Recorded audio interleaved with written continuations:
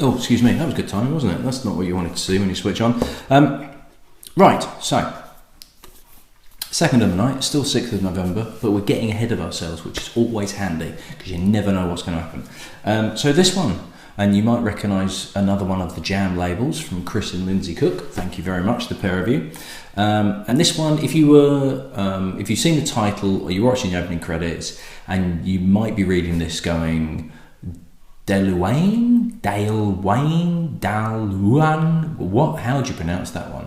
As far as I can tell, and as we know if you've watched some of my other videos, my pronunciation is pretty rubbish anyway. As far as I'm aware, it's Dailuaine, I think. But please feel free to correct me in the comments, because most places I'm reading are saying it's Dailuaine, but one or two have said Dailuaine.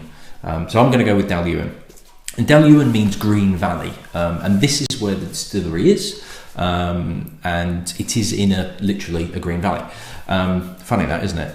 It's actually, if you took the Dailuaine, the name of it, and did D-A-I-L, and then capital letter as a separate word, Ewan, that is the Gaelic kind of the two words that have been combined together to make the distillery name. So this was built in 1852 by a guy called William Mackenzie, and he died in 1865, and his widow Jane actually took over operations of the distillery, which was unusual for the time, because let's face it, in those times women didn't really do much because they weren't allowed to. Now their son Thomas ended up partnering with a guy called James Fleming and basically took over operations of the distillery in 1879. Now, if you've seen pictures of whiskey distilleries, or if you've read any whiskey books or things like that, you'll see pictures of distilleries or drawings or whatever, where they have, parts of them have a roof that looks like a pagoda, a Japanese pagoda, which was designed by a guy called Charles Doig, or Doig, D-O-I-G. I can never remember how you pronounce it. I'm going to go with Doig anyway. And he designed this type of roof essentially as a kind of efficient way of letting smoke and heat out of the roof. Now, Dailuaine was the very first distillery apparently in Scotland to have this design, and it was emulated across quite a lot of other distilleries, and it's sort of almost a signature of a Scotch whisky distillery. 1925, it became part of Distillers Company Limited, as did what seems like 75% of all Scotch whisky distilleries at some point in their life. But this is still with Diageo. DCL was UDV, the Guinness were involved, there was a company called Grand Metropolitan. It's all conglomerates, kind of acquisitions and mergers and blah, blah, blah, blah, over the years, and it became part of Diageo. And it's still with Diageo nowadays. Now, it's actually one of the largest producing whisky distilleries in Scotland. It's one of the largest producing distilleries in Diageo's estate, and yet it's one of Diageo's distilleries that they've never really done anything with. So Diageo picked, or in fact I think it was UDV before Diageo took over, or became Diageo. They had the classic malts, which was things like Lagavulin and Talisker. They then did a classic malt selection where it was other distilleries like Kalila and you name others. They're just falling out of my head at the moment.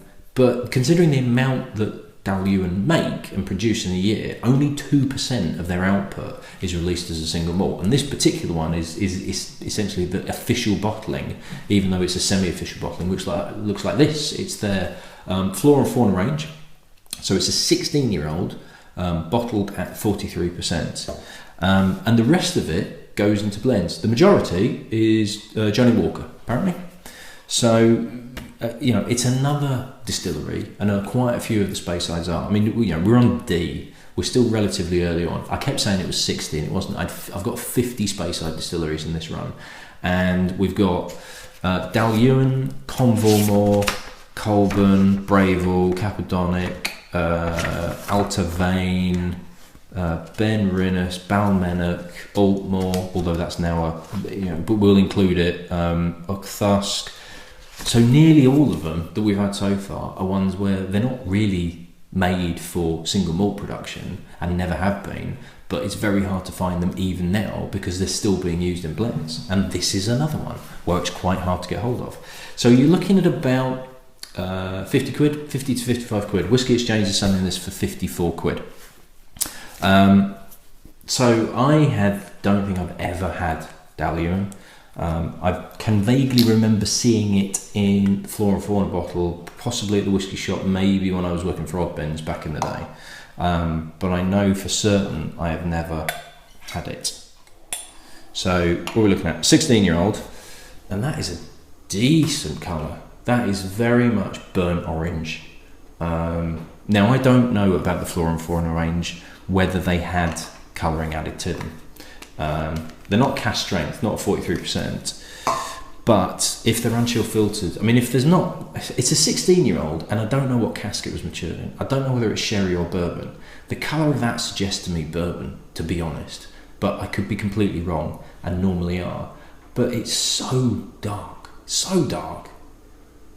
that I can't help but think they have added colouring, but who knows?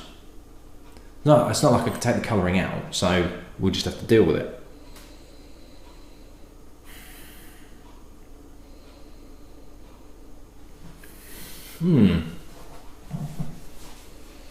It's quite a sharp nose, but it's a bit cleaning product-y. It's not quite nail varnish, but it's not quite bleach. But it's got an element of sort of acetone, but not quite as intense as that, but some kind of cleaning product. It really is a very sharp nose. It's not sour, but it's very, it's really kind of like, it clears your nose out, but it also feels like it's going to kind of like clean your sink out and clean your oven as well. There is a fruitiness to it, but it's quite... I'm erring towards sherry rather than bourbon now, although I'm not sure. I don't know whether I like this nose or not. I like the freshness of it, but it's... And this cleaning product vibe that I'm getting is not kind of, you smell it and it's like, oh God, it smells of domestos. It's just there lingering in the background, and it's just enough to put me off. And the more you spend with it, the less you get. But then if you come back to it, all of a sudden it's there.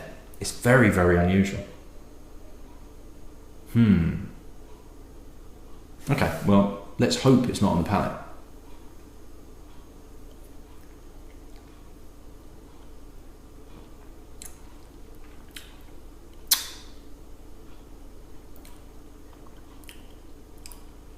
It's not, but there's something else there. Oh, that's weird. How the hell am I going to describe this? There is almost a burnt character to it. So if you're eating something really, really burnt, I cooked a fry-up today for my wife and I for our tea. Didn't know what to do, so I did eggs, bacon, sausages, beans, fried bread, mushrooms for dinner. And the bacon I fried off in the pan, and then I was cooking the sausages in the oven, and I put the bacon in the sausages in the oven, and the sausages were fine. The bacon, charcoal, like totally, couldn't even cut it. It was bash it with a hammer and then just pick up the shards of bacon that were left. So you've got this quite acrid, burnt, meaty character to it, and it's sort of in there. There is...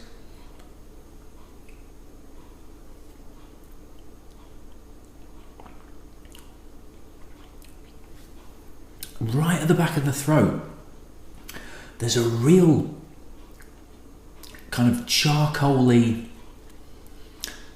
barbecued meatiness, but it's not a sweet barbecue meat. This is char grilled, proper char grilled, overcooked steak and burgers, and you're eating the outside bit where it's black, and it's like, it's not even ashy, it's just burnt meat.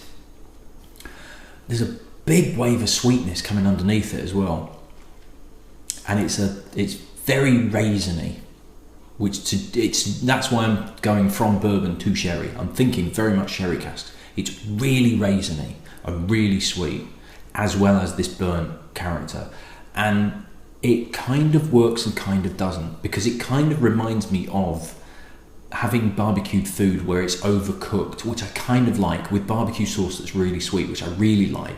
And I don't mind overcooked steaks, and I don't mind proper like charcoal burgers. with a little bit of the meat in the inside, but most of it's kind of crunchy and charcoaly and burnt.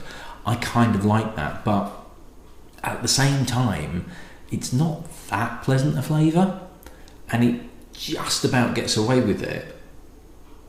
But the sweetness of the sherry element, I'm going to say it's sherry, that sweetness that's there is just about getting, but it's a weird whiskey. It really is.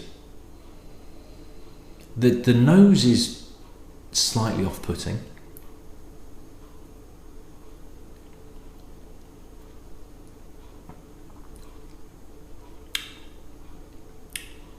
It's got a spiciness to it, and it's slightly like a mild paprika spiciness. So it's like a very, very mild chili powder. But then there's this weird burnt char grilled meat character right on the back, as well as a very, very, very sweet sherry. Very sweet sherry, like a real cream sherry. And I don't know if I like this or not, because I like cream sherry and I like burnt meat, but I don't know if I want it in a whiskey. I don't know. I really don't know whether I like this or not. You'd be fine after a roast dinner that you've overcooked, and it would probably work at Christmas as well, when you're absolutely stuffed. It kind of fits in with that slight overkill of I've eaten too much meat and I've eaten too much and I've drunk too much and I feel full and a little bit sickly, but at the same time I feel a little bit satisfied and everything tastes a bit nice. It's sort of that. This is a weird one. I really don't know whether I like this or not. I think I do. But I think this probably would turn a few people off. I think some people would think it's way too sweet, like really sickly, sugary, sherry sweet. And I think other people would be put off by this slightly burnt character to it.